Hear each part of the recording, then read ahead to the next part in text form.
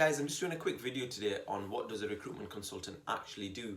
So to begin with, there's two elements. You've got the candidate side of things and you've got the client side of things, and we're going to begin with the client side of things.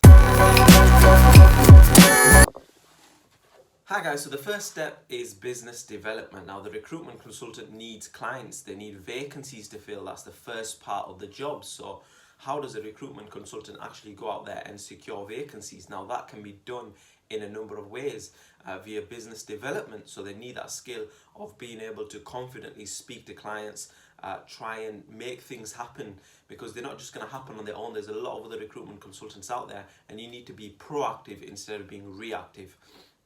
Now, you can either go out face-to-face, recruitment consultants go out face-to-face, they go to the company offices, try and see what the company culture and organisation is, so they can actually find the best candidate for them.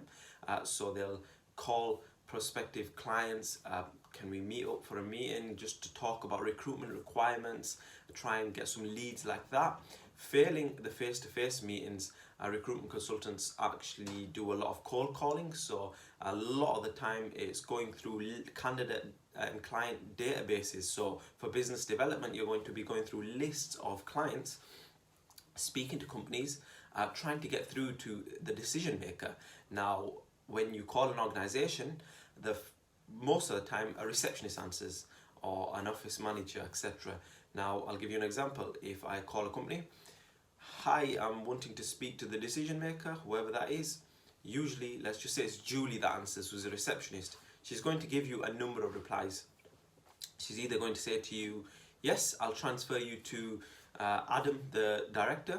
Perfect, you can go through and speak to the individual about the recruitment requirements. Or most of the time what they'll say is, no, sorry, not available, in a meeting, they don't have any recruitment requirements at the moment, please call back in a couple of months.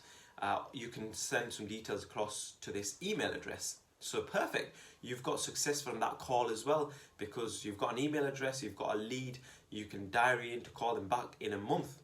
So that's the first step, business development. However you do it, face-to-face, cold calling, going on LinkedIn, social media, going on company websites, just trying to build a database of clients and secure some vacancies for your business. Hi guys, so once you've actually secured the clients with business development, you now need to build and maintain those relationships with those clients, and that's another key aspect of what a recruitment consultant actually does, maintaining relationships with their pool of clients. So how do you maintain relationships? Recruitment consultants maintain relationships by keeping up to date with clients, calling them, meeting up with them every week or every couple of weeks, maybe even once a month, depending on what type of client it is. If you've got one of their job vacancies, then what you're doing is you're trying to keep them up to date with the whole process. So you don't want a client to give you a vacancy on Monday and you not speak to them for 2 weeks. You might be doing work every single day for 2 weeks, but they don't see that work. They just see you as an individual that was chasing them on Monday to get the vacancy, and as soon as you got the vacancy, you just ignore them for 2 weeks. So for that 2 weeks, you need to update them and say, hi, I've got this perfect candidate, I'm just waiting on a CV, I'm getting a CV in a couple of days. Just update them about the whole process or where they are and what's going on, so they know that you are proactively working on those vacancies. Also, what happens is, a lot of the time, most of your clients in your client pool might not have vacancies available already, so you just need to keep on top of everything. Call your clients every couple of weeks, every once a month, and just speak to them, not even for anything other than just to make sure that they remember your name, they remember that you're a recruitment consultant, so when the time comes when they do actually have any vacancies that arise, they can simply call you and say, that's the individual that's been staying on top of things in recruitment, and your name is the first name that comes to their mind when a recruitment requirement arises. Right guys, so you have your client, you have your vacancy, and now you need to get candidates for that vacancy. So now we go on to the candidate side of things. And to begin with, it's all about candidate development, building your candidate database. So how do you actually get candidates? Candidates can be secured in a number of ways. Recruitment consultants usually go on job boards. So there are job boards like Reed, Indeed, Monster. Just to think of a few more. LinkedIn is a very popular platform. So what you do is you go through all those job boards, and some of them candidates will upload their CVs, and they will say, you know, we're looking for a job, or I've just been made redundant, or it usually shows you on their profile that they've just signed in. So as soon as a candidate signs into their profile, you know as a recruitment consultant they're signing in for a reason. You wouldn't sign into a job board unless you had some interest in looking for jobs, if that makes sense. So as recruitment consultants, we're sitting on our computers, we're waiting for those candidates to sign in to, if you're using the job board method. And as soon as they sign in, you need to get to that candidate first, and you need to try and speak to that candidate and try and inform them of the services that you provide, the vacancies that you have, and just find out what their current situation is. So speaking to candidates, they might have signed in to delete their CV. You never know. You never know the situation, and you should never assume it until you actually call the candidate and speak to the candidate directly. So using job boards is a very effective method for recruitment consultants to actually secure candidates. Now, even if the candidate hasn't signed in for, I've had candidates that haven't signed in for months, I'm still going to call them.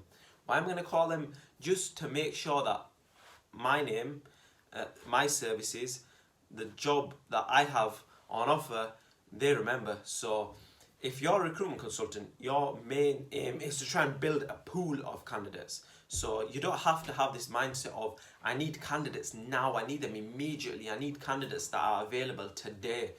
The mindset is more long-term as a recruitment consultant. You're trying to build genuine relationships with these candidates. So what you're trying to do is make sure that candidate remembers you the next time they are job seeking, whether it's now, in 6 months, in a year, or even 2 years. They remember your name, they remember that you're the recruitment consultant to go to because you have all the hot jobs. Okay? So you're trying to build relationships more than anything with candidates at this point. Also, instead of job boards, you can use social media websites. So Instagram, YouTube, you guys are watching this video, Facebook, just Twitter. All social media is a great free tool for you guys to use to try and secure candidates. So you just message candidates directly, or you can either look on their profiles on LinkedIn. It is really effective.